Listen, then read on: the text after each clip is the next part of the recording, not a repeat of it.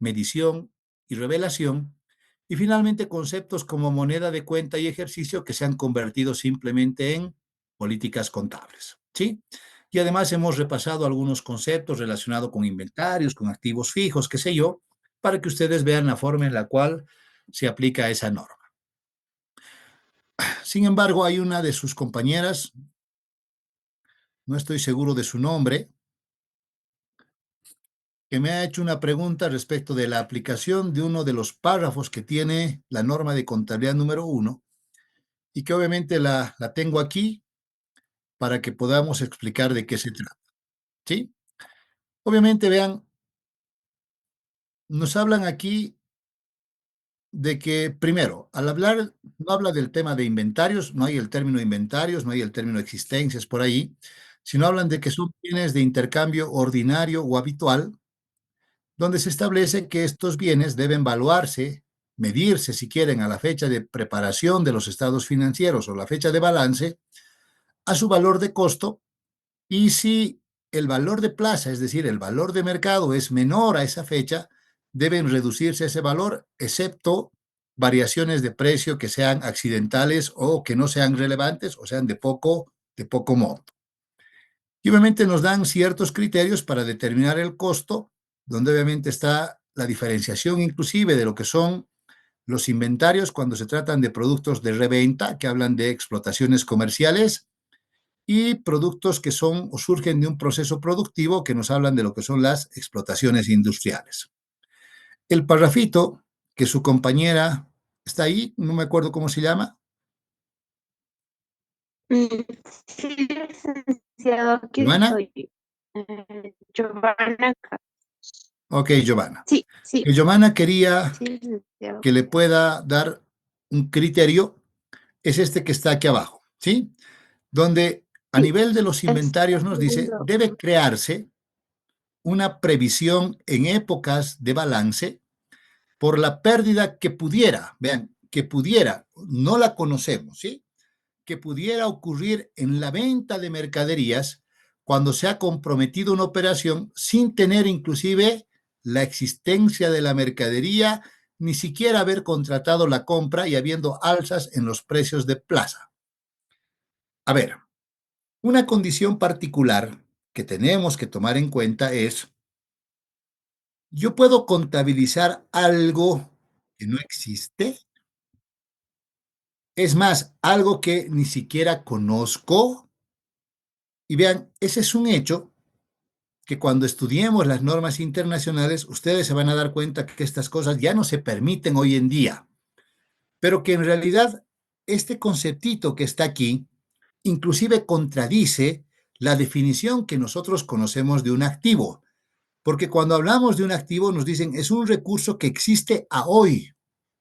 Y entonces viene la pregunta, aquí ni siquiera me están hablando del recurso, me están diciendo, si yo, por ejemplo, hoy fuera 31 de diciembre, me comprometo a vender, no sé, vamos a suponer que tenemos una empresa que se dedica a la venta de equipos de computación y me comprometo, suscribo un contrato a futuro para vender ciertos equipos de computación a un determinado cliente y resulta, sin embargo, que, vean, ya me he comprometido a venderle, pero resulta que ni siquiera tengo los equipos de computación, todavía no los he comprado, es más, ni siquiera he empezado el proceso de compra, pero ya me he comprometido a vender equipos que no tengo.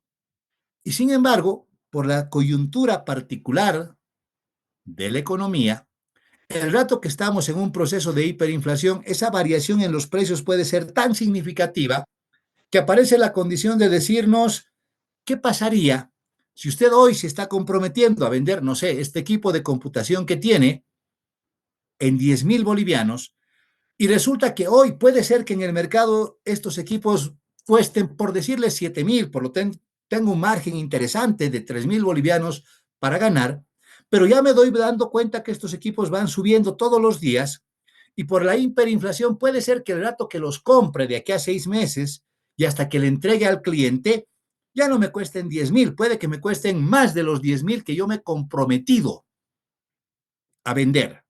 Y entonces vean, aquí la norma dice, para eso deben crear una previsión. ¿Una previsión sobre qué? ¿Sobre cosas que no tengo? Es más, vean, en la condición normal ustedes dirían, yo debería tener la cuenta inventarios menos la previsión para inventarios, pero si los inventarios no existen, ¿qué cosa le voy a restar? Entonces, este párrafo es totalmente inaplicable por si acaso, ¿sí? Está ahí en la norma, obviamente no se olviden, esto data de hace 50 años atrás y obviamente es inaplicable en las condiciones particulares de lo que implica la realidad económica de los negocios hoy en día.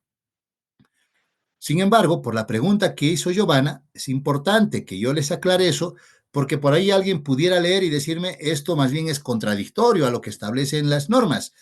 Si yo me voy a los principios de contabilidad, que los tengo aquí, obviamente, ¿cómo voy a reconocer algo cuando la transacción no se ha realizado? Y entonces otra vez me dirán, no nos olvidaremos que tenemos una prelación, donde primero debo aplicar el principio de equidad, luego los principios generales, donde está ese de realización y obviamente bien económico y objetividad, los tres puedo tomar en cuenta, y después vienen esas reglas generales que están en la segunda parte de la norma. Por lo tanto, yo les digo, tomando en cuenta estos criterios, ese conceptito, ese párrafo que acabo de analizar aquí en la norma es prácticamente inaplicable por la condición inclusive de que se tratan de bienes que ni siquiera existen. Ahora vean ustedes, pueden haber circunstancias, vamos a estudiar cuando lleguemos a la NIC 37, donde, por ejemplo, yo me comprometo a construir, por decirles, un puente parecido al Trillizo. Y resulta que hoy firmo un contrato con el gobierno municipal de La Paz y le digo que se lo voy a construir el puente por 10 millones de dólares. Y empiezo a construir el puente, ¿sí? Y llega un momento, obviamente, en el que puede ser, vean ustedes, que inclusive he avanzado una parte del puente, me han pagado inclusive por esa parte, pero por ahí resta un pedazo. Supongamos que me falta un 30% de ejecución, por lo tanto hay 3 millones que todavía me deberían pagar y todavía tengo costos que incurrir que en mi presupuesto inicial, supongamos, era 2 millones. Sin embargo, vean, la obra está en curso y dada la condición de la subida de precios que hay ahora, puede que esos materiales que yo necesito para terminar de construir el puente ya no me cuesten 2 millones, sino puede que me cuesten hasta 4 millones.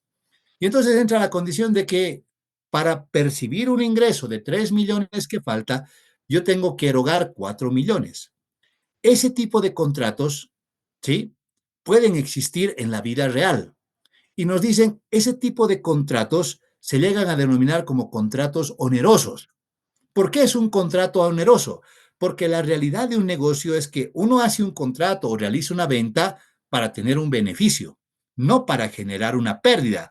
Por lo tanto, el rato que las condiciones cambian, puede que ese beneficio que uno pudiera esperar recibir, más bien se convierte en una pérdida.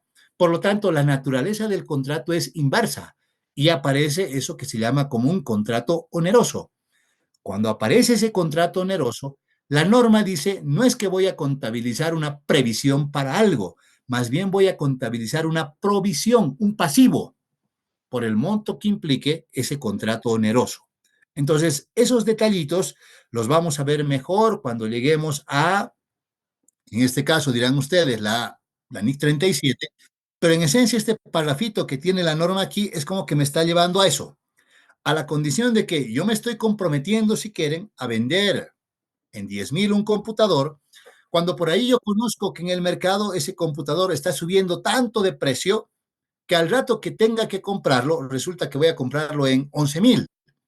Por lo tanto, me dirán, ¿cómo usted va a vender en 10,000 algo que le va a costar 11,000? ¿A qué quiere decir? Que su contrato se ha vuelto oneroso. Pero ese contrato oneroso no implica la creación de una previsión, como dice la norma, sino más bien implica la constitución de una provisión, de una obligación que yo tengo para cumplir el contrato. Entonces, yo prefiero que esa parte la veamos en la NIC 37, ahí podemos explicarles mejor, pero en esencia eso es, Giovanna, lo que dice ese párrafo, ¿sí? Está hablando de lo que se llaman como contratos onerosos, pero los contratos onerosos hoy en día no dan lugar a una previsión, sino más bien a una provisión en el pasivo. ¿Está bien, Giovanna? Sí, licenciado, muchas gracias. Gracias a usted por leer la norma. Ok, ya hemos repasado también la norma 2 que habla del tratamiento contable de los hechos posteriores. Y ahora nos tocaría la norma contable número 3, ¿no es cierto? En la norma contable número 3, para empezar, hace referencia a lo que son los estados financieros a moneda constante. Esta norma se relaciona, o dirán ustedes más bien, como ya lo hemos mencionado, define la condición de que para aplicar esta norma tienen que existir ciertas condiciones que deben llevarnos precisamente a la aplicación de la norma. Entre esas condiciones está el hecho de que debería existir un aspecto de carácter entorno, de carácter externo en la economía del país que se denomina como hiperinflación para definir la aplicación de esta norma. Por lo tanto, dirán ustedes, es como si estuviéramos hablando de los modelos contables. Si no existe la condición de una hiperinflación, no se aplica la norma contable 3 y los estados financieros es como que se siguen preparando, si quieren, a valores nominales, sin ajustes por efectos de la inflación. Sin embargo, está la condición de que en el momento en el cual ese proceso de hiperinflación exista, es como que en ese momento automáticamente la norma define que deberíamos empezar a reexpresar los estados financieros de manera integral. Entonces, obviamente aparece el hecho de que lo primero que tenemos que definir, dirán ustedes, es la condición de si existe o no ese evento que existe en el entorno que se llama la hiperinflación. Para poder definir ese efecto, la norma establece varios criterios que en esencia son una copia, por si acaso, de la NIC 29 que tenemos a nivel internacional, donde nos dicen, por ejemplo, vamos a establecer que estamos en un proceso de hiperinflación cuando las personas ya no quieran tener su dinero en moneda local, ya no quieran tener su dinero en bolivianos, sino el rato que reciben sus bolivianos o rápidamente esos bolivianos lo convierten en una moneda extranjera relativamente estable o caso contrario rápidamente compran bienes que no pierdan su valor en el tiempo. Y vean, por ahí ustedes no lo han vivido, pero podrían preguntarles a sus papás, por ejemplo. Cuando nosotros estábamos en la década de los 80 del siglo pasado, obviamente ustedes no habían nacido, y estábamos en el proceso hiperinflacionario en Bolivia, nos encontramos con la condición, vean, de que para empezar nuestros papás recibían sus salarios en, si quieren, en carretillas o en saquillos. Era una cantidad enorme de billetes que les entregaban. Pero con esa cantidad enorme de billetes que les entregaban, por ahí podían comprar, no sé, 100 panes. Pero 100 panes se compraban hoy. Si por ahí ellos guardaban ese saquillo de su salario y mañana iban a comprar los panes, ya no compraban 100 panes, compraban 90 panes, 80 panes, lo cual implicaba que, vean, el dinero perdía su poder adquisitivo en cuestión de horas, pero las variaciones no eran como que podía comprar 100, mañana compro 99. Era mañana puedo comprar tal vez la mitad de lo que podía comprar hoy.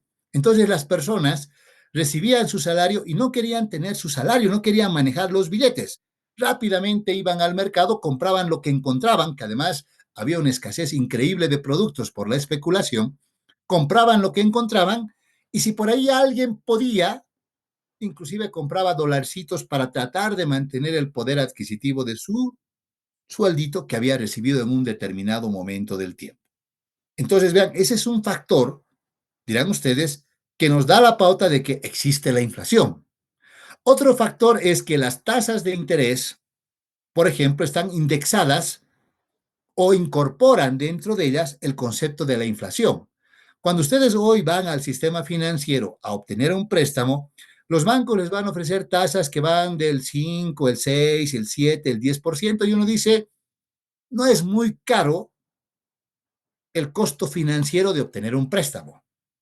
Pero otra vez, pregúntenles a sus papás ¿Cuánto eran las tasas de interés en la década de los 80, de los 90 del siglo pasado?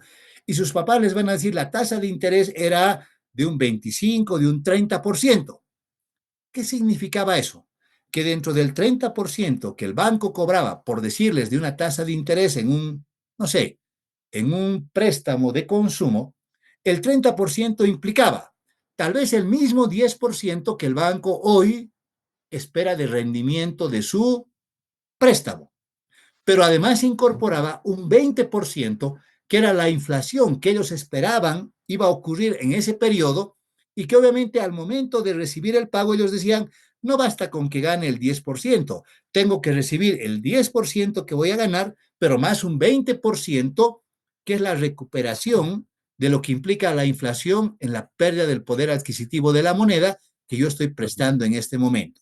Entonces, las tasas de interés, vean ustedes, en procesos hiperinflacionarios no solo incluyen el rendimiento o, dirán ustedes, la tasa de interés esperada que se define en la transacción, sino también incluyen ese porcentaje que se espera de inflación durante el periodo que vaya a durar la transacción. Otro factor es el hecho de que los salarios, por ejemplo, están indexados a indicadores como, por ejemplo, el índice de precios al consumidor. De ahí viene que, por ejemplo, cuando la COP plantea un incremento salarial al gobierno, normalmente la COP le dice, queremos que este año el incremento sea, por decirles, del 15%. ¿Por qué del 15%? Porque la inflación del año anterior, ha sido más o menos un 10%. Por lo tanto, yo espero que usted me reponga esa pérdida del poder adquisitivo de mi salario y mejor si me puede aumentar algo más. ¿Se dan cuenta? ¿Se dan cuenta? Entonces, en los últimos años, si ustedes ven la historia, analizan la historia de los últimos años, van a ver que el incremento fue de un 3%, un 4%, un 5%, que es más o menos el nivel de la inflación que hemos tenido en el año anterior sobre el cual se negocia el incremento salarial. Este año, por ejemplo, la COP plantea un 15%. Seguramente en estos días el gobierno va a sacar una propuesta de decirle, no creo que acepte el 15, ¿se dan cuenta? Le dirán, dado que la inflación del año pasado fue casi del 10%, entonces les vamos a aumentar un 8, un 9, un 10% tal vez. Y obviamente van a negociar dentro de ese parámetro, pero vean en función de la inflación. Entonces, cuando la inflación obviamente es grande, dirán, es como que los salarios van indexados a ese indicador y van incrementando los salarios en función de el índice de inflación que se haya establecido. Y como quiera que estos parámetros puedan ser algunos bastante subjetivos, aparece el hecho de que por ahí la misma norma menciona y dice cuando la inflación ponderada de los últimos 3 años sea del 100%, entonces vamos a estar en un proceso de hiperinflación. Obviamente, vean, ese es un criterio, como vuelvo a decirles, copiado tal cual de la norma internacional. Y por eso es que a nivel local nosotros hemos definido que entraríamos en un proceso de hiperinflación cuando la inflación sea próxima o supere el 12%. ¿Sí? Ese es el parámetro que está establecido dentro de nuestra norma local. Entonces, si eso es así, por ejemplo, dirán ustedes, en este momento ya estamos en un proceso de hiperinflación. A ver, yo no sé si ustedes hacen seguimiento de indicadores y de esas y de otros aspectos que tienen que ver con los aspectos de nuestra economía, pero yo voy a mostrarles, por ejemplo, todos los meses, pasados 5 o 6 días más o menos, el INE publica este documento que ustedes pueden descargarlo si quieren, o caso contrario dirán, vamos a hacer algo mejor. Vamos a entrar a la página del INE, aprovechando que tenemos el Internet, esas son las ventajas que implica la educación virtual.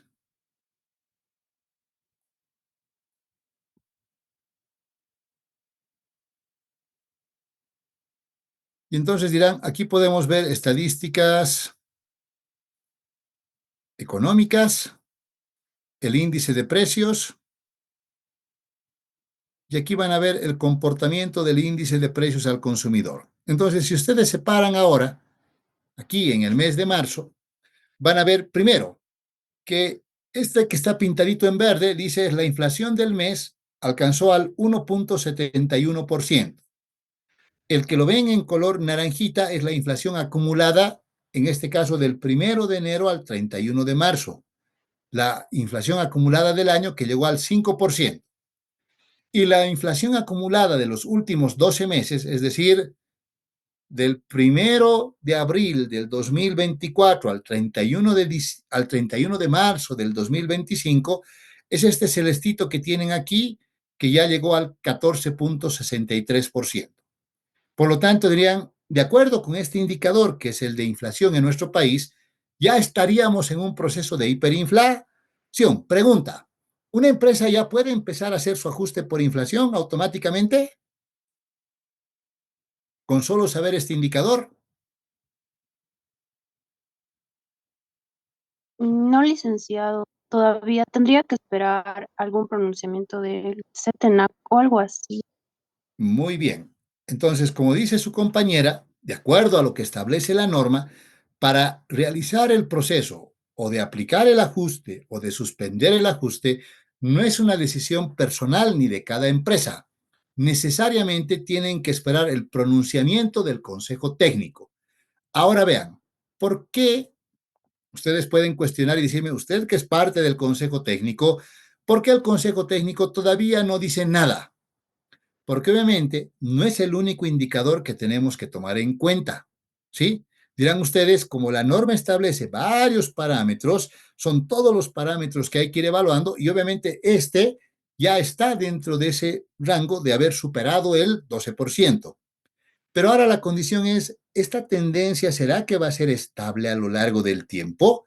Dada esta coyuntura particular que tenemos una elección nacional de por medio, donde por ahí vean, puede ser que lleguemos a agosto con un nivel de inflación y después de las elecciones por ahí eso cambia totalmente dependiendo de quién vaya a ganar la elección. Vean, es algo incierto primero.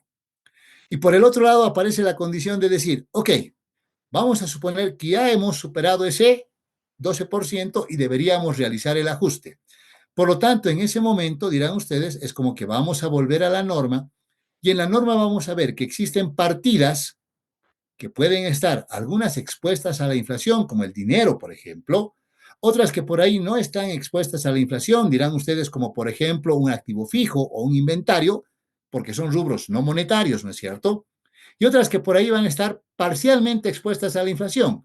Si yo tengo, por ejemplo, una cuenta por cobrar en dólares, me dirán, voy a reexpresar, pero por la diferencia del dólar, no por la inflación.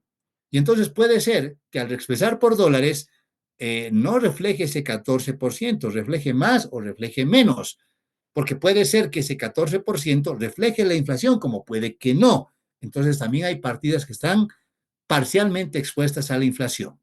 Y entonces para eso es que nosotros segregamos desde el punto de vista de la norma las partidas en lo que son rubros monetarios, donde definimos que son aquellas unidades monetarias que se mantienen en efectivo y que obviamente están representados en moneda de curso legal, por lo tanto están afectados a la inflación y no deben ser reexpresados. Y entre los ejemplos que tiene la norma aparece las disponibilidades, el efectivo, las cuentas por cobrar, las cuentas por pagar. Al otro lado están los rubros no monetarios, que su característica es aquella que no tienen, o hay una ausencia, si quieren, de un derecho a recibir o a entregar dinero, o sea, no se van a convertir en dinero como tal. Entonces uno dice, cuando uno compra un activo fijo, el activo fijo se va a ir consumiendo a través del uso, no se va a convertir en dinero porque no tiene la condición de convertirse el dinero. El inventario, si bien es cierto, lo puedo vender, también me lo puedo quedar. Por lo tanto, no existe un derecho o una obligación de que yo tenga necesariamente que vender el bien y que eso se convierta en dinero. Por lo tanto, dicen, ese tipo de recursos o de obligaciones conservan su valor intrínseco en épocas inflacionarias, por lo tanto, no están afectados por la inflación y son aquellos que más bien deben reexpresarse a moneda constante. Y en los ejemplos están los activos fijos, los inventarios, y también dirán todas las cuentas de patrimonio de ingreso y gasto como ejemplos que la misma norma menciona. Ahora bien, si tuviéramos que realizar el ajuste por inflación, La pregunta es, ¿cómo lo hacemos? Entonces, nunca se olviden que la norma define que el ajuste es de carácter integral. Cuando decimos integral, son todos los elementos de los estados financieros, como lo que nosotros hemos hecho para lo que son los modelos contables. Solamente que en la condición ahora dirán es que tenemos que segregar las partidas en lo que son rubros monetarios y rubros no monetarios. Y al momento de realizar el ajuste, obviamente debemos tomar en cuenta que hay diferentes métodos para realizar el ajuste. Entonces podemos primero utilizar un modelo por índices, por indicadores económicos, quiere decir que puede ser la IPC, podría ser la UFB como lo hicimos antes, o también puede ser una moneda extranjera relativamente estable como pudiera ser el dólar, ¿sí? O el euro o cualquier otra moneda. Ahora bien, entonces viene la pregunta. Si yo tuviera que reexpresar la inflación o por inflación y el indicador que mide la inflación es este IPC, pregunta, ¿tengo un IPC por día? Y la respuesta es no tienen. ¿Se dan cuenta? Este indicador que es publicado por el organismo autorizado, si quieren, de manera oficial, es una publicación de carácter mensual. Por lo tanto, no tengo un indicador para todos los días. Podría ser que finalmente el Consejo Técnico diga, ok, utilizaremos este indicador y que el ajuste sea de forma mensual, no de forma diaria. Puede ser una opción. Otra opción podría ser que ellos digan, a ver, buscaremos otro indicador. Y alguna vez por ahí alguien me decía, ok, tomaremos la UFB, por ejemplo. Pero la UFB no es un indicador de inflación. Y es más, si ustedes hacen el análisis y dicen, ok, si yo tomo en cuenta el IPC a 12 meses, y su variación es del 14.63%. Les voy a mostrar aquí un cuadrito que preparé hace unos días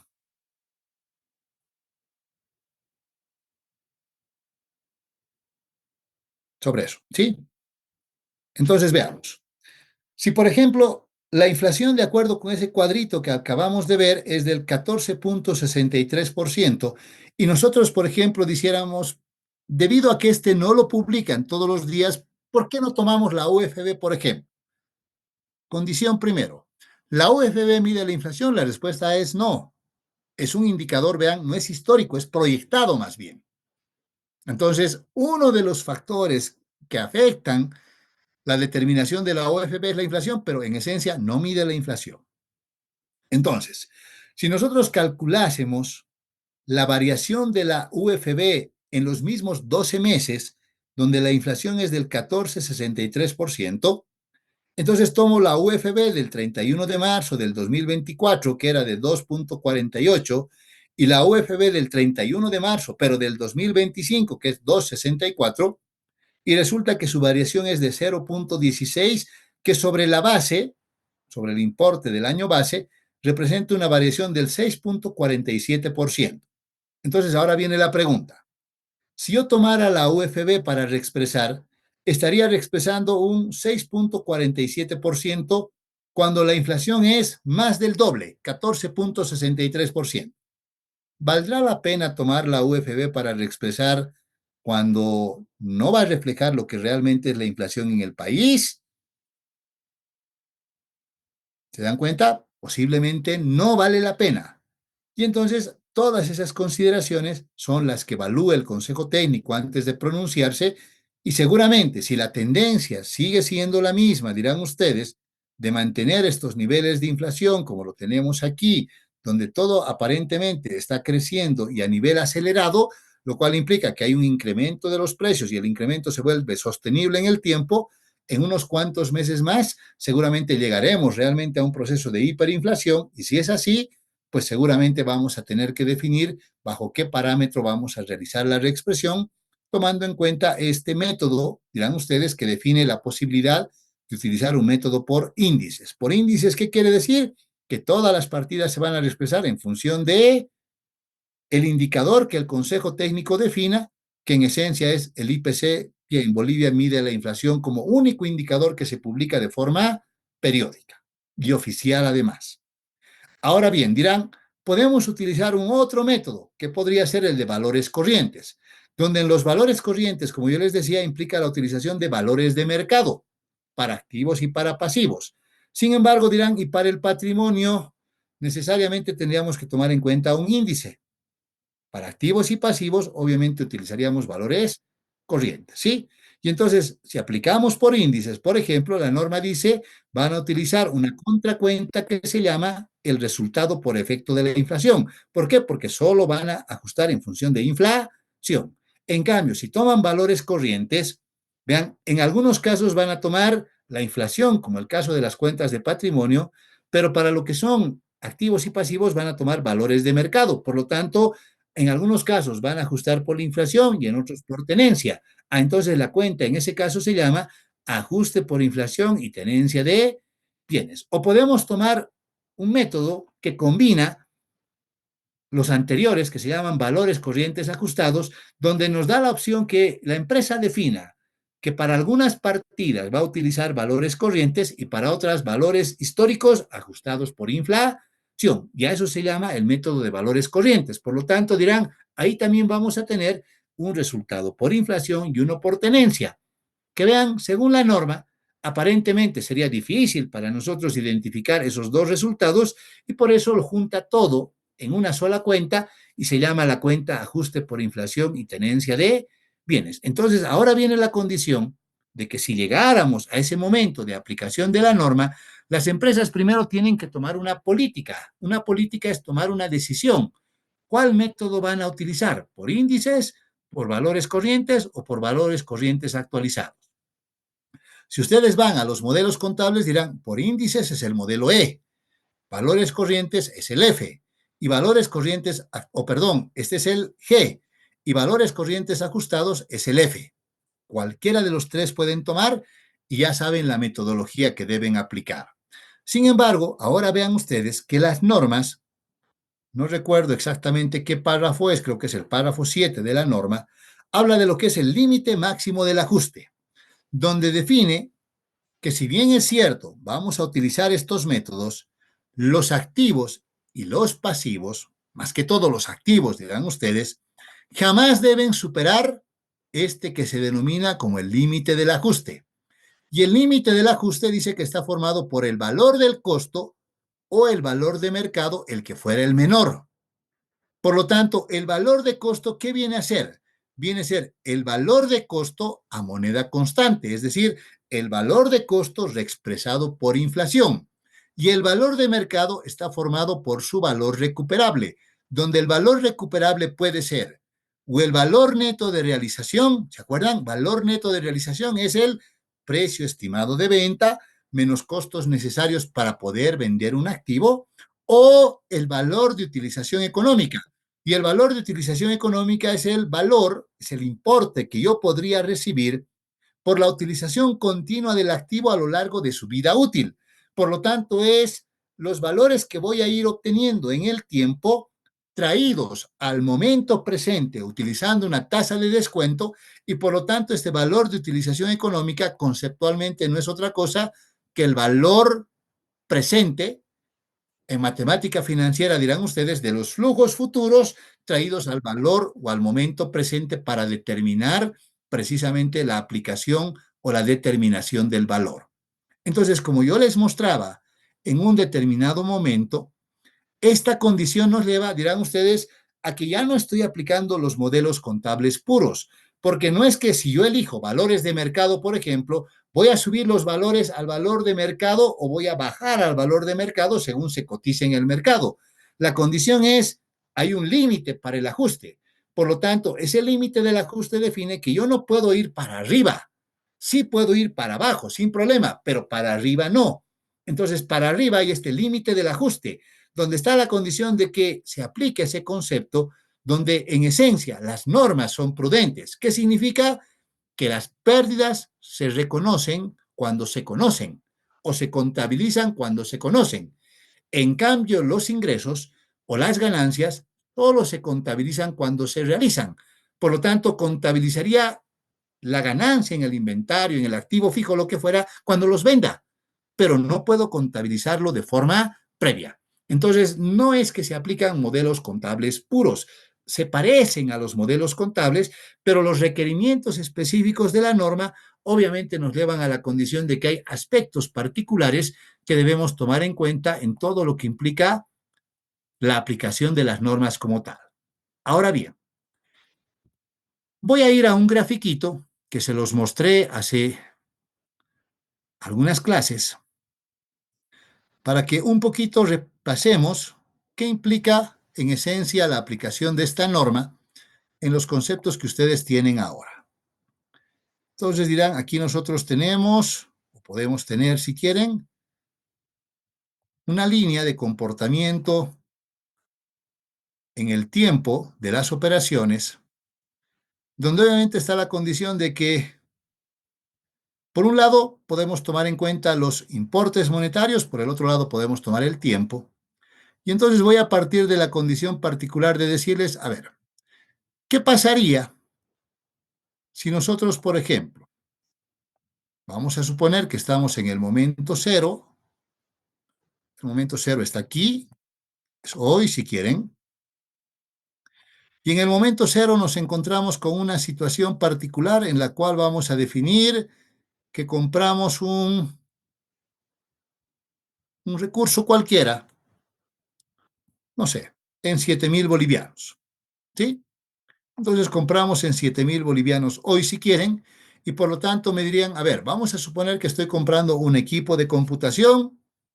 Hagamos de cuenta que el equipo de computación lo estoy comprando con la intención de venderlo porque mi negocio, mi modelo de negocio es comprar y vender los equipos de computación. Soy una empresa comercial y entonces voy a registrar ese inventario por 7.000 bolivianos, que es su valor de costo hoy, ¿sí? Entonces por ahí dirá, aquí le voy a poner una estrellita para decir que estoy contabilizando hoy ese valor a esos 7.000 bolivianos que están aquí. Le cambiamos de colorcito, pero. Ok, ahí están los 7.000 bolivianos por los cuales estoy comprando ese activo hoy. Entonces resulta que ahora me voy a encontrar con la condición que llegamos al 31 de diciembre y el 31 de diciembre seguramente tenemos que medir este mismo bien en función del criterio de medición que hayamos seleccionado. Entonces veamos. Si yo elegiría el método por índices, si quieren, basado en índices nada más, seguramente me dirán, estos 7.000 que es un inventario es un rubro no monetario. Por lo tanto, usted debería tomar en cuenta esos 7.000 bolivianos, que es el valor del costo. Si quieren, lo podemos poner aquí. Este es el valor del costo, pero teníamos que tomar en cuenta el mismo valor de costo, pero reexpresado por inflación.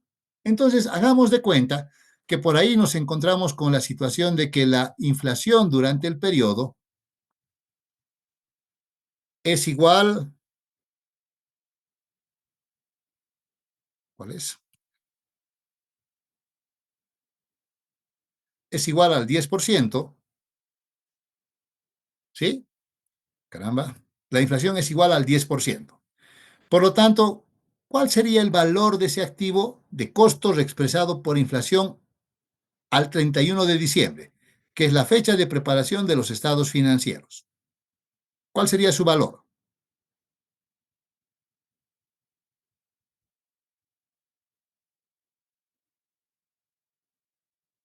¿Cuánto sería, muchachos? 7.700. Ok, sería 7.700. Ese sería el valor, dirán ustedes. Si quieren, lo voy a copiar aquí, el valor del bien, pero en este caso este valor sería o estaría representado por lo que nosotros conocemos como el valor de costo, dirán, pero reexpresado por inflación. Y son esos 7.700 bolivianos. ¿Ok? Ahí está. Es el valor de costo, pero el valor de costo reexpresado por inflación. Ahora, las condiciones del mercado pueden ser diferentes. Ustedes dirán, una primera opción podría llevarnos a la condición de que estos son equipos de computación. Por lo tanto, los equipos de computación pueden fácilmente, pueden deteriorarse en el tiempo, producto de la obsolescencia tecnológica. Y sin embargo, vean ustedes, al calcular esta expresión por inflación, seguramente me van a decir, aquí tengo una ganancia por inflación, ¿no es cierto? Que sería de 700 bolivianos. Eso es lo que refleja lo que nosotros estamos haciendo aplicando específicamente lo que dice la norma contable. Ahora, sin embargo, la norma no solo dice eso, sino la norma dice, vamos a reexpresar por inflación, pero además tenemos que definir que este valor no tiene que en ningún caso superar su valor recuperable. Entonces, si ustedes ahora van al mercado y en el mercado definen que este bien que tenemos aquí, el mismo 31 de diciembre, no sé, tiene un valor de mercado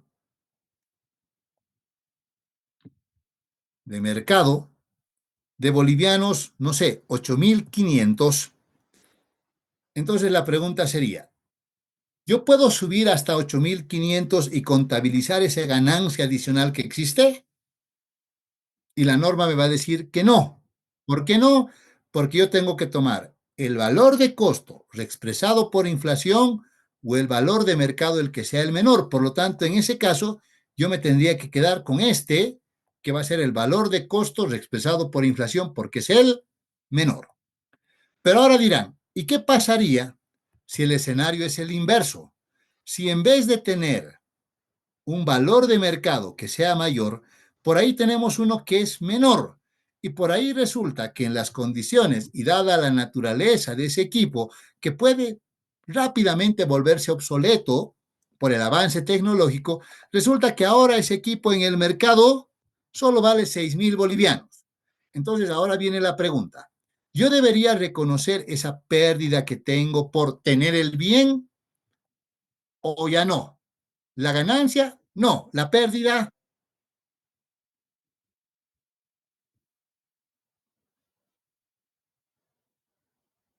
reconozco no. Que sería una pérdida por tenencia, ¿no ve?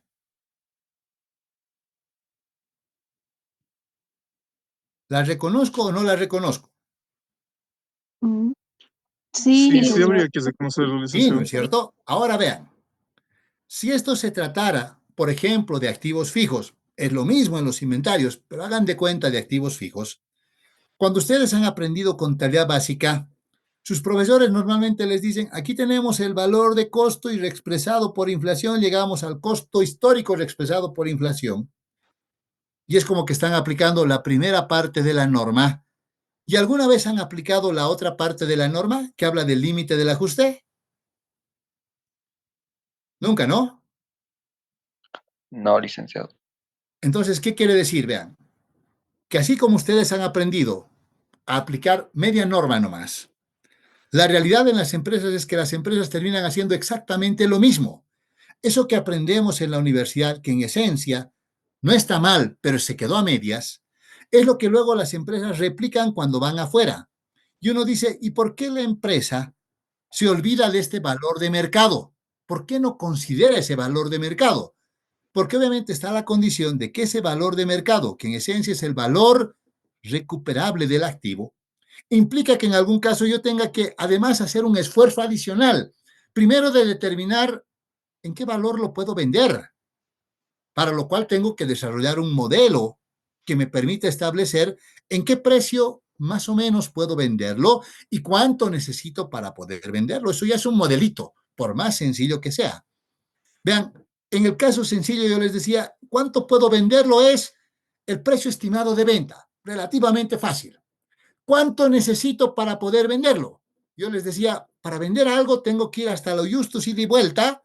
Eso es lo que necesito poder venderlo. Pero la realidad de las empresas no es tan sencilla como solo el pasajito. Una empresa me dirá, tengo que tomar en cuenta para poder venderlo el salario que le voy a pagar al encargado del tema comercial, al vendedor. Además, tengo que tomar en cuenta los gastos adicionales que implican que todo debe estar dentro de un presupuesto para la empresa, pero vean, todo ese presupuesto tengo que prorratearlo entre los, a veces, miles de productos que tiene una empresa. Y entonces ese modelito se vuelve más complejo. Y la empresa dice, y hacer eso ya no lo quieren hacer, ¿se dan cuenta? Es como que hasta aquí llegué. Me quiero olvidar de esta otra parte. Y peor si hablara de determinar el valor de utilización económica. Si hablo de los activos fijos, diría, yo tengo una maquinaria. Por el uso continuo de la maquinaria, ¿cuántos bienes voy a producir los siguientes 5 años? Y esos bienes que voy a producir los siguientes 5 años, ¿cuánto de ingreso me van a generar? Pero además del ingreso que me van a generar, ¿cuánto necesito gastar para poder fabricar eso? Y entonces todo eso, que lo tengo que hacer año por año, traído al valor presente y aplicar la fórmula de matemática financiera además, vean, las empresas como que no quieren hacerlo.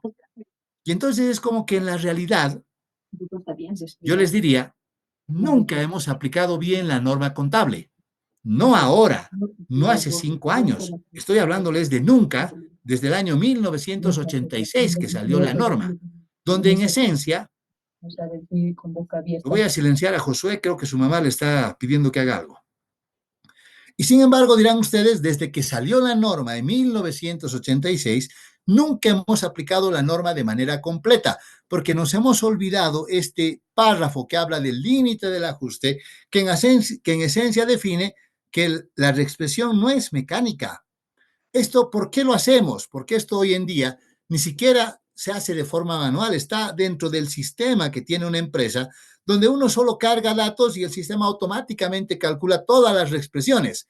Pero llegar a este valor de mercado va a implicar que yo tenga que utilizar mi cabeza, que tenga que pensar cómo desarrollo el modelo, de dónde saco la información, cómo incorporo los datos, cómo determino cada valor para cada tipo de activo. No es en global, es uno por uno. Y entonces es algo que las empresas en esencia dicen, no lo quiero hacer. Y vean, es como que en esencia solo aplicamos la mitad de la norma y no la norma completa. Y vuelvo a decirles, no solo en una empresa. Vean ustedes que eso parte desde que aprendemos inclusive, donde en el momento en el cual aprendemos, solo como que nuestro profesor nos dijo que hay que reexpresar hasta la mitad, pero no nos dijo que hay que tomar este límite del ajuste y obviamente ese límite del ajuste es el que podría generar esta pérdida por tenencia que nunca la contabilizamos. ¿Ok? Y entonces, en esencia, eso es la norma de contabilidad número 3, esos son los problemas que tiene la norma y obviamente verán ustedes con todo lo que hemos aprendido en modelos contables, para nosotros no debería ser un problema la aplicación de la norma, pero obviamente es lo complicado, es determinar la existencia de ciertos valores que nos permitan la aplicación correcta de la norma. Y eso en esencia es la norma de contabilidad número 3. ¿Tienen alguna pregunta?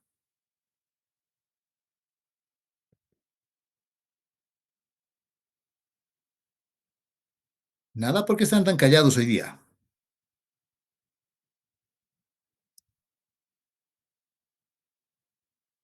¿Se entiende? Sí, licenciado. Ok, vamos. Norma de contabilidad número 4. La norma de contabilidad número 4 habla de la revalorización técnica de los activos fijos. Esta norma, en sus aspectos generales, define que este es un procedimiento para empezar realizado por un profesional independiente, no por nosotros, no por nosotros mortales contadores públicos, contadores, auditores o como quieran llamarnos. Si yo quiero asignarle el valor, por ejemplo, al pabellón donde pasamos clases, ¿ustedes saben cómo asignarle valor a ese inmueble? ¿En alguna de las materias que tienen les han dado idea de cómo se asigna el valor de un inmueble? No, no, licenciado. No, porque no estamos preparados para eso. Entonces alguien diría, ¿y quién es el experto? ¿Quién es este profesional independiente? Ese profesional independiente depende de la naturaleza del bien.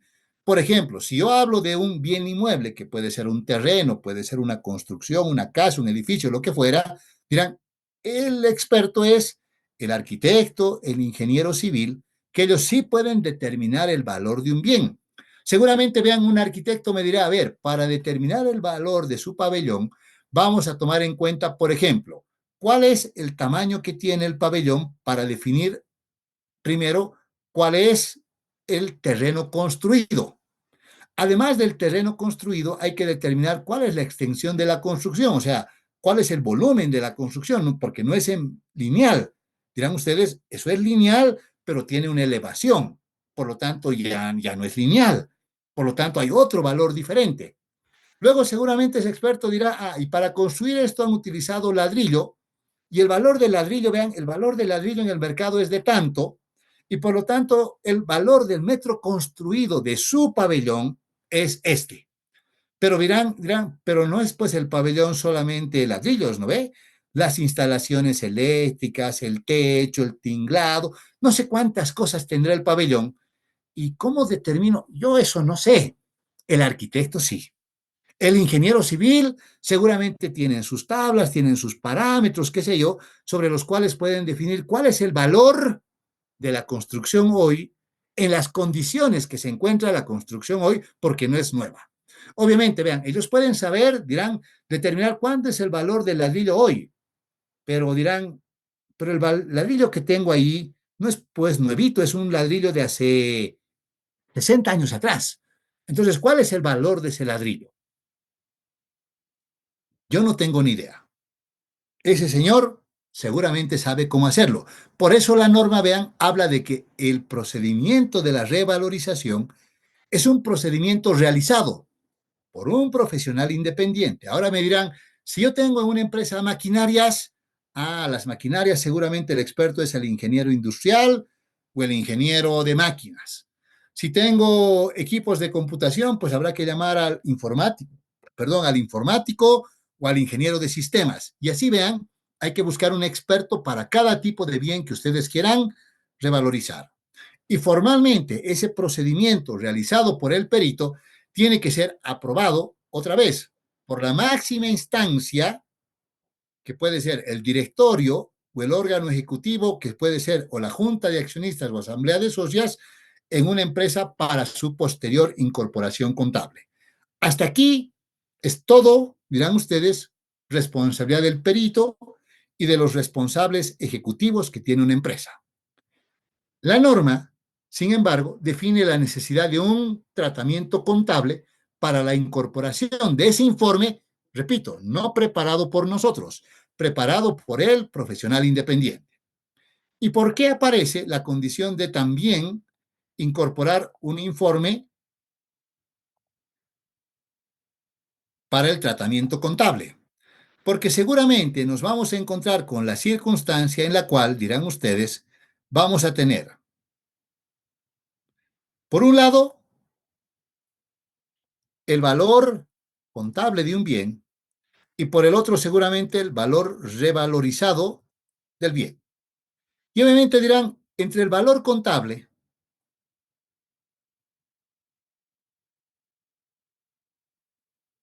no sé, de cualquier bien que ustedes tengan, vamos a suponer un terreno para que sea fácil, y dirán, si contablemente yo tengo un terreno que vale 10,000 bolivianos y resulta que el perito, mejor le voy a agregar nomás aquí una columna para que pongamos detalle del bien.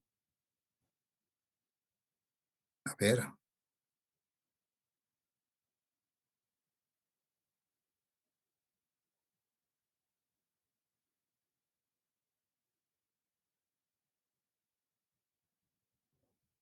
¿por qué no me aparece aquí? Aquí está. Ok. Entonces, yo tengo aquí el valor contable. Si quieren, le vamos a poner detalle. Vamos a poner que este es el terreno A, que contablemente vale 10,000 bolivianos. Y entonces aparece el perito, y por ahí el perito me dice que el valor revalorizado de ese terreno son 11,000 bolivianos. Pero además, yo también tengo el terreno B.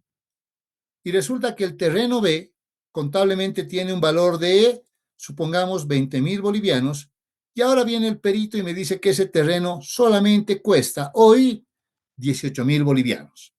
Vean, ese valor que da el perito, que es un valor revalorizado, en esencia es un valor que se define como que es el valor de mercado del bien en las condiciones que el bien tiene hoy. Entonces dirán, a ver, si estoy hablando de un equipo de computación, por ejemplo, no es lo mismo el valor del equipo de computación nuevo que el valor de mercado del equipo de computación en las condiciones o el estado que tiene mi equipo de computación, que es totalmente diferente. Por eso es necesario el perito. No es ir a averiguar al mercado, no es utilizar tablas, no es nada de eso. Es un valor de mercado en las condiciones del bien al momento de la revalorización. ¿Ok? Entonces ahí tenemos los valores que dan. Entonces dirán ustedes, la primera condición es que nos vamos a percatar de que entre el valor contable, entre el valor en esencia que, por ahí si ustedes quieren verlo así, es el valor que yo tengo contabilizado, registrado en la contabilidad, este no coincide con el valor revalorizado. Y sin embargo, si hacemos este procedimiento y lo aprueba el directorio, es porque en los estados financieros tiene que reflejarse este valor, que es el valor revalorizado. Por lo tanto, en aquí dirán ustedes, yo puedo tener valores que van a estar por encima del valor revalorizado y otros que pueden estar por debajo del valor revalorizado. Cuando estemos por encima, como es el primer caso, por ejemplo, dirán ustedes, en ese caso yo tengo un bien que contablemente está registrado por 10,000, pero que el perito dice hoy vale 11,000, o el mercado dice que vale 11,000. Por lo tanto, es como que he ganado por tener el bien. ¿Sí? Por lo tanto, dirán, ahí tengo un incremento por revalorización. Sin embargo, al otro lado dirán, en el otro caso, yo tengo registrados 20,000, pero el perito dice que ahora eso vale solo 18,000. Por lo tanto, en vez de un incremento, en vez de una ganancia, ahora dirán, más bien tengo una pérdida por la revalorización del bien.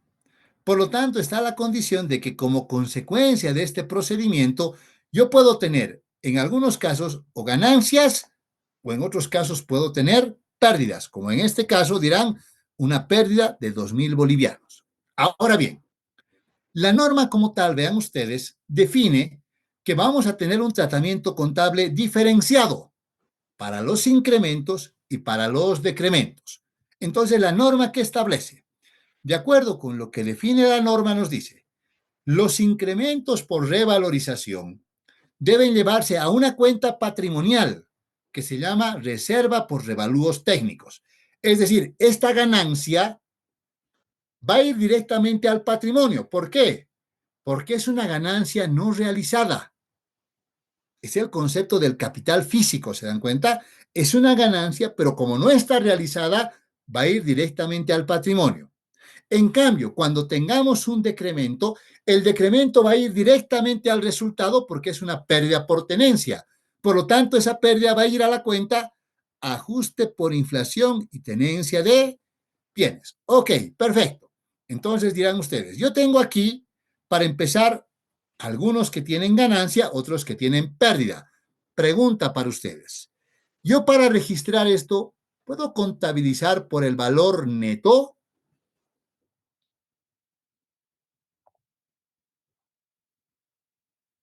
Así como esto, y decirles, voy a contabilizar terreno, si quieren el terreno A, voy a debitar por 1,000 bolivianos, que es el incremento, voy a abonar el terreno B, porque este ha bajado de valor, ¿no es cierto?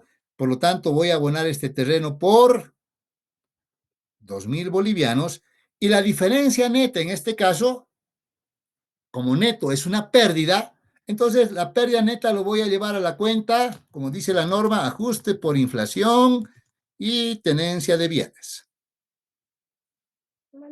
por los 1,000 bolivianos. Ya me cuadra, ¿no ve? ¿Puedo hacer eso? No, licenciado.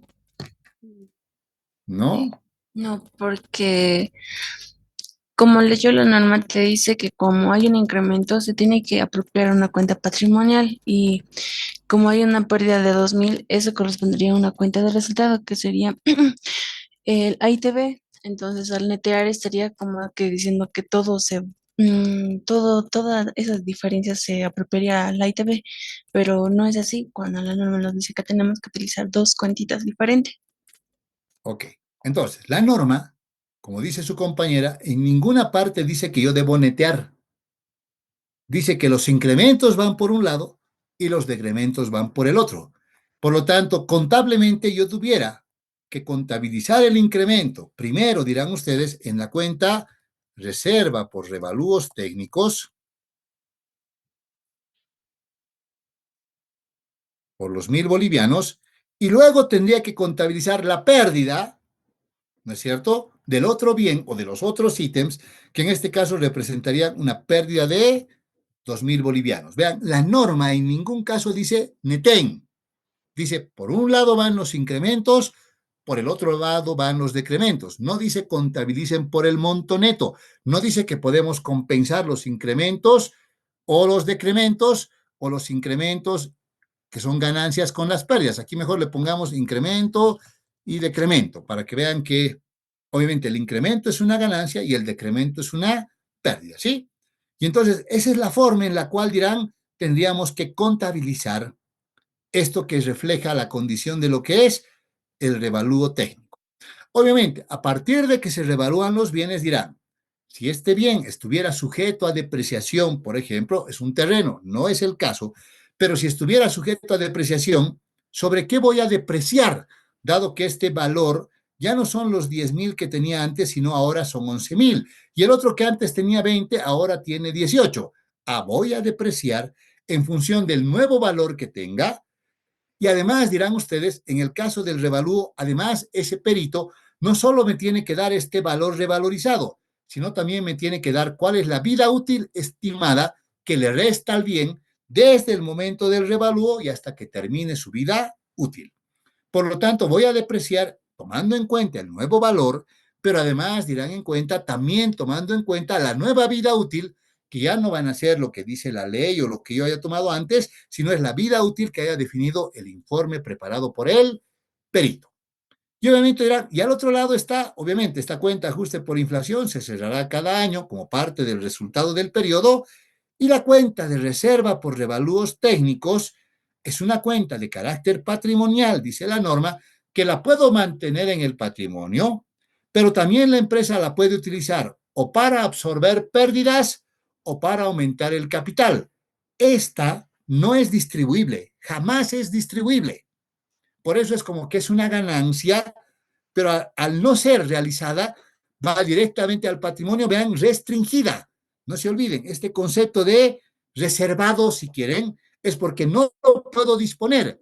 Entonces, la misma norma establece que esa reserva, como dice aquí, solo la puedo utilizar o para aumentar el capital de una empresa, que para lo cual tengo que hacer una minuta y todo lo que implica de aumento de capital, o finalmente, si la empresa tiene pérdidas acumuladas, puedo absorber esas pérdidas, obviamente utilizando esa reserva si es que fuera el caso.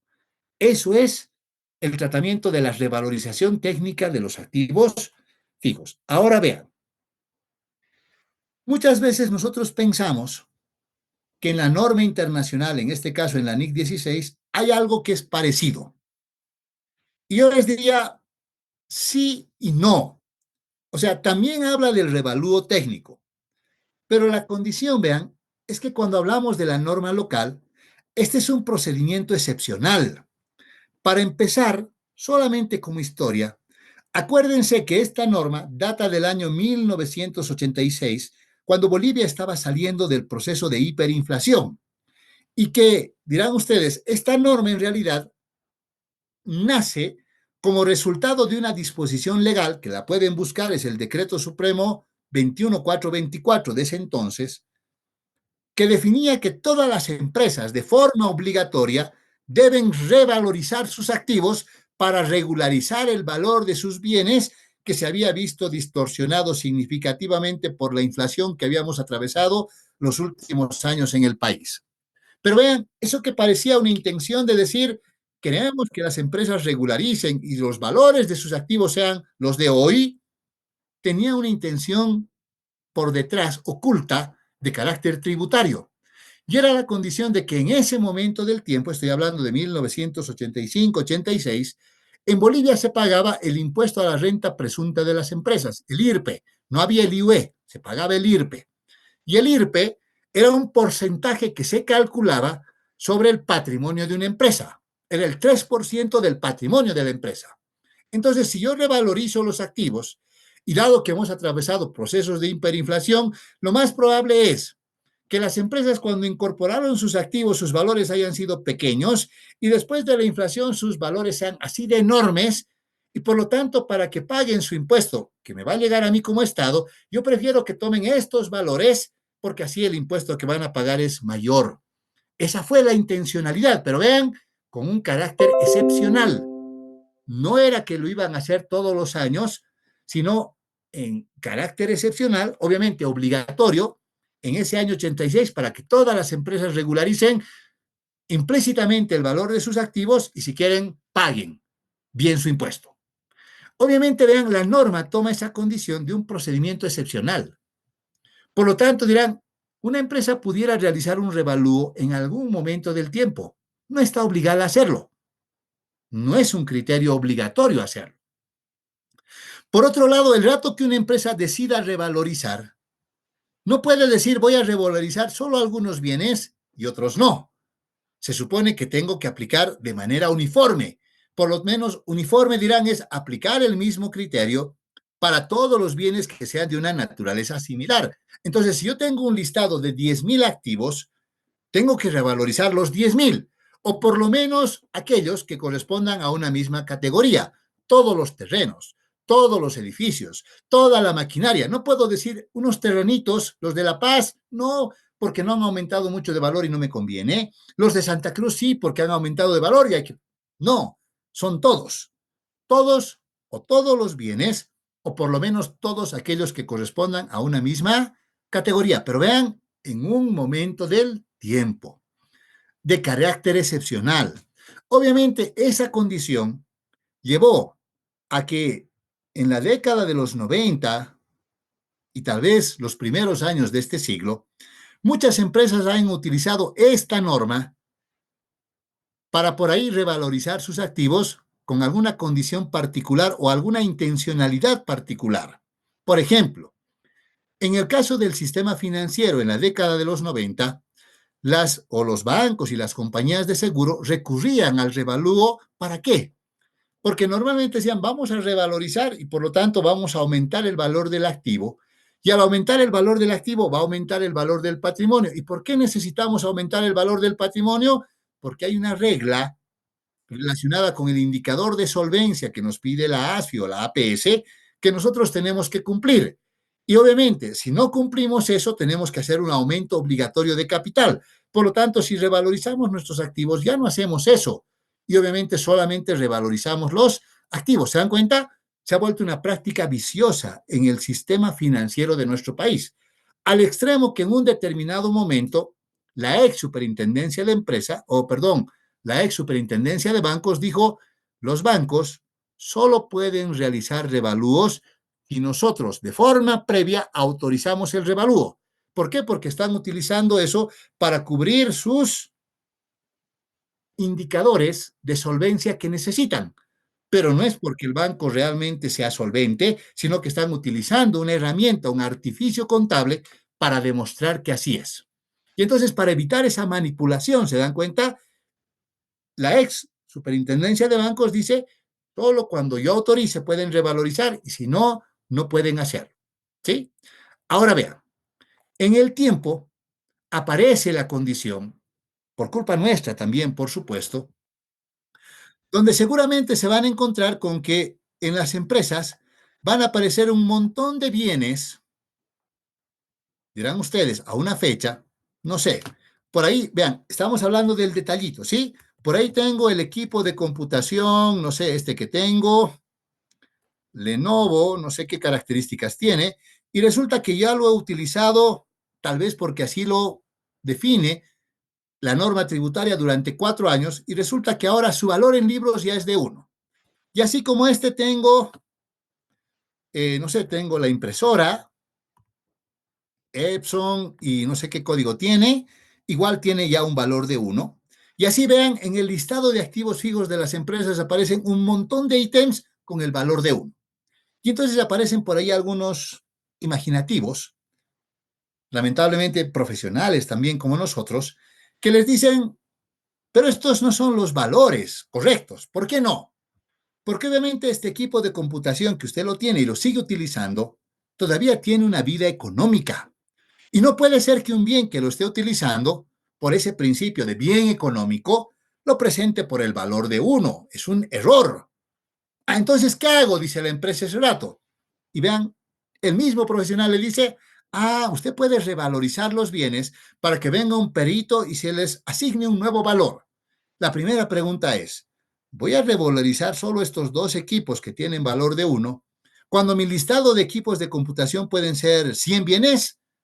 No debería, porque se supone que la norma dice todos, por lo menos los de la misma categoría. Pero además, vean, está la condición de, en alguna parte de la norma dice que el revalúo sirva para eso, porque la condición de dónde parte. Porque si mi equipo de computación hoy tiene un valor de 1, porque yo lo deprecié en 4 años utilizando la regla tributaria, en realidad, vean, es porque si el bien sigue en buenas condiciones y puede seguir siendo utilizado, es porque yo no hice el esfuerzo de determinar de manera oportuna su vida útil y utilicé ese criterio tributario que no sé si es bueno o malo. O sea, sirve para fines tributarios. Pero la pregunta es, ¿en alguna parte de la norma contable dice que yo debo depreciar en base a criterios tributarios? Y la respuesta es no. Si ustedes revisan otra vez esa norma de contabilidad número 1, que yo la tengo aquí, por ejemplo, me dirán, las maquinarias, por ejemplo, se imputan al activo, debe incluir su costo, qué sé yo. A ver, también hay camiones que debe incluir su costo. La depreciación de estos bienes, dice, debe ser el método que se adopte y debe efectuarse de acuerdo con criterios uniformes. En alguna parte de la norma me dice y las alicuotas se aplicarán sobre el costo. En alguna parte me dicen que yo utilice el método de línea recta solamente, que es el criterio tributario. La respuesta es no. Y en alguna parte de la norma me dicen que las maquinarias se deben depreciar en 8 años. La respuesta es no. Es un criterio tributario. No es un criterio para propósito general. Por lo tanto, si yo no hice el esfuerzo de determinar el valor o el tiempo realmente que va a implicar el uso de mi máquina, de mi equipo de computación o cualquier otro elemento, he cometido un error. Y la pregunta es, en alguna parte de la norma dice que para corregir estos errores, yo puedo revalorizar los activos o a la inversa, que la revalorización sirve para corregir errores. Y la respuesta es no, la norma no dice eso. Y entonces vean otra vez, tal vez incitados por nosotros mismos, hemos llevado a que las empresas utilicen esta revalorización tal vez como un procedimiento para corregir errores, que no es el propósito de esta norma. Y al otro lado dirán, y otros para manipular la información, también, que tampoco es el propósito de la norma. Y entonces ahora dirán, y cuando vaya a la NIC 16, que también habla de la revalorización, el procedimiento puede ser muy parecido, pero vean, el criterio de esa norma dice, el hacer la revalorización implica cambiar de modelo, de medición, del coste histórico, pasar al valor razonable o el valor de mercado. Por lo tanto, si yo quiero que mis activos estén a valores de mercado, no es que voy a revalorizar un día porque me conviene y luego me olvido. Es que me voy a comprometer a tener que revalorizar cada cierto periodo de tiempo para asegurar que el valor de mis activos siempre sea el valor de mercado que esté en la plaza. Entonces, vean, su concepto es totalmente diferente. En nuestra norma no estamos hablando de modelos, de valoración ni nada. Estamos hablando de un procedimiento de carácter excepcional, que vuelvo a decirles, nada tiene que ver con los criterios que establece la norma internacional bajo el concepto de lo que es el modelo de la revaluación que está en la NIC 16 y en la 38 también para activos intangibles. Y eso es la norma número 4. ¿Alguna pregunta que tengan?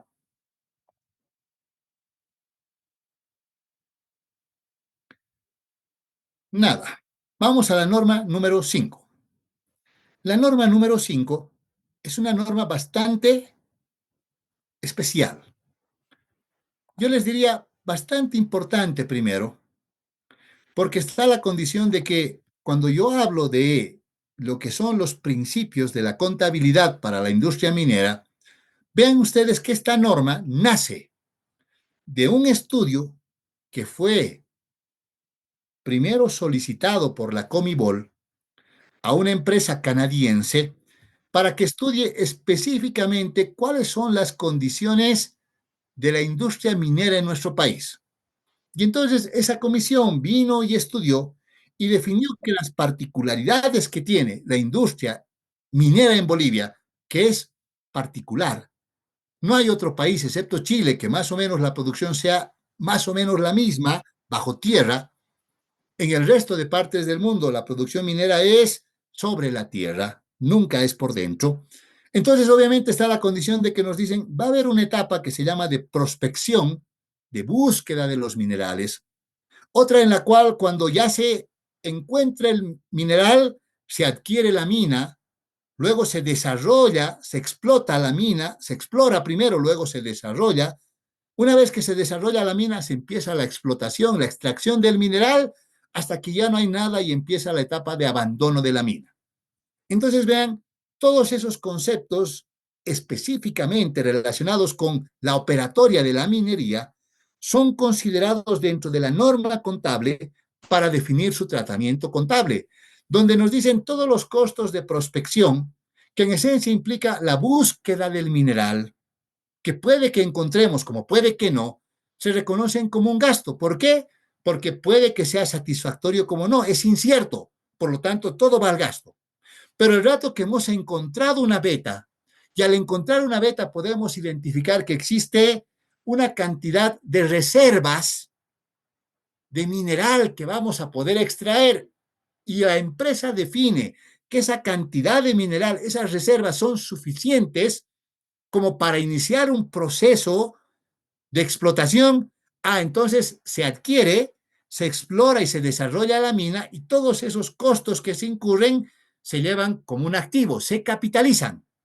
Y a medida que se van extrayendo luego los minerales, todos esos costos se van amortizando en función de ese criterio que son las reservas de minerales probables que nosotros hemos determinado que existen en un determinado momento. Entonces, además, esta norma define cuál es el tratamiento de los inventarios al momento de la venta, entendiendo inclusive, vean que hay que medir la ley del mineral. Cuando uno vende minerales, mide cuánto de pureza tiene el mineral. Eso se llama la ley. Y por lo tanto, dirán ustedes, puede ser que el mineral tenga un grado de pureza cuando yo lo mido y un grado de pureza diferente cuando lo recibe mi cliente. Por lo tanto, hay una liquidación provisional del mineral y una liquidación definitiva del mineral. Y todos esos aspectos que son de la operatoria minera en nuestro país están incorporados dentro de nuestra norma. Por lo tanto, eso define que si algún día fuésemos, por ejemplo, a la aplicación de las NIF, yo les digo, tuviéramos que rescatar esta norma, porque obviamente esta norma va a definir en esencia exactamente cómo deberíamos nosotros establecer el tratamiento de la operatoria de lo que es la industria minera, dado que en esencia así está definido en nuestro país. Y eso es básicamente la norma de contabilidad número 5. ¿Sí? Ok, ahí quedaremos. ¿Tienen alguna pregunta?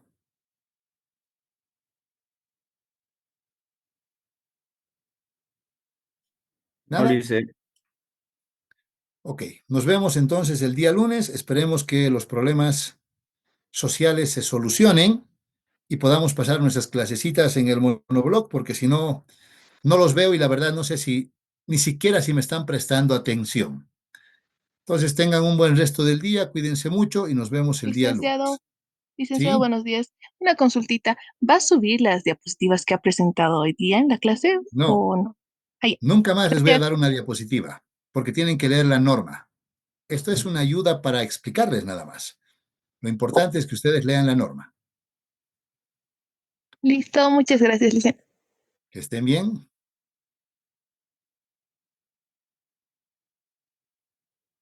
Mm.